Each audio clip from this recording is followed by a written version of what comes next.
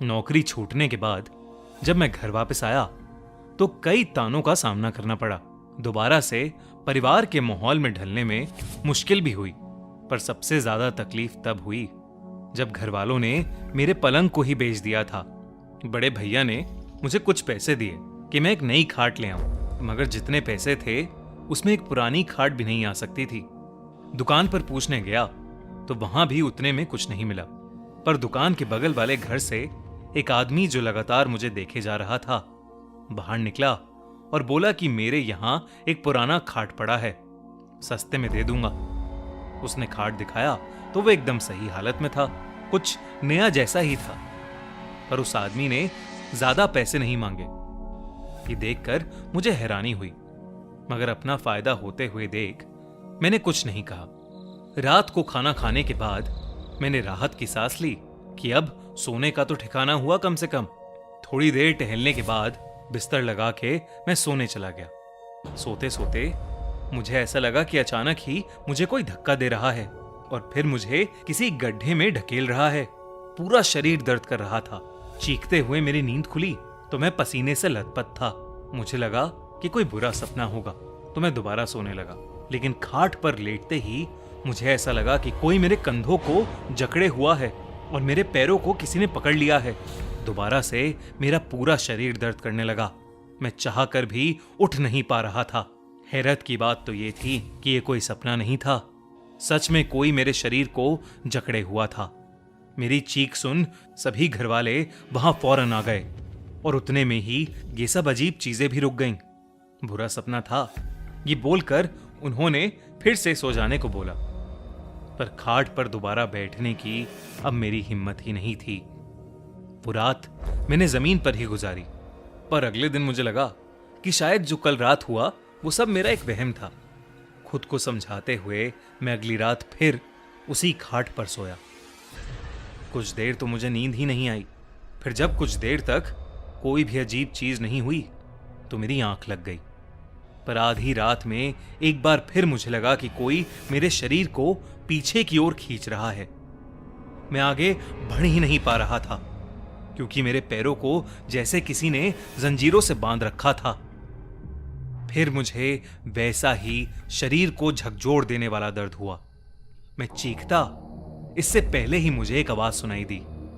एक बूढ़ी औरत की आवाज गुस्से से भरी हुई। मेरी जगह पर आखिर क्यों आए तुम? ये मेरा बिस्तर है, निकल जाओ यहां से, जाओ यहां से। बहुत देर तक ये आवाज मेरे आसपास भटकती ही रही, फिर इतना पास आ गई कि लगा मेरे दिमाग से ही निकल रही हो, ना कि बाहर से। शरीर के साथ साथ अब मेरा सर भी फटा जा रहा था। तब अचानक मुझे लगा कि मेरी मां मुझे बुला रही हैं। उनकी आवाज से मेरी नींद ही टूट गई। मैं जब उठा तो पसीनों से लथपथ था। मेरी मां मेरे पास खड़ी थी और वो बुरी तरह से घबरा रही थी। जब मैंने अपने पैरों को देखा तो मेरे पैरों पर रस्सी और खरोचों के निशान दिखे तो मैं भी चौंक उठा। मैं समझ गया कि जो मैं महसूस कर रहा था वो कोई सपना नहीं था। सुबह होते ही मैंने उस खाट को उठाया और बाहर फेंक आया। कुछ देर बाद वो वहां था ही नहीं। जरूर ही कोई उसे उठाकर कहीं ले गया होगा। अगली रात भी मैंने जमीन पर गुजारी, लेकिन उस खाट का ख्याल मुझे सोने ही नहीं दे रहा था। थोड़ी बहुत नींद लेकर सुबह उठा। दोस्तों, 2015 में इंडिया में एक ऐसा केस बाहर आया जिसमें स्टार प्लस के हेड पीटर और उनकी वाइफ इंद्राणी को कर लिया गया अरेस्ट। पुलिस के अकॉर्डिंग इंद्राणी और पीटर ने मिलकर इंद्राणी की बहन शीना बोरा का मर्डर किया था। लेकिन जैसे जैसे ये केस आगे बढ़ा, एक के बाद एक ऐसे राज खुले जिन्होंने पूरे इंडिया को चौंका कर रख दिया।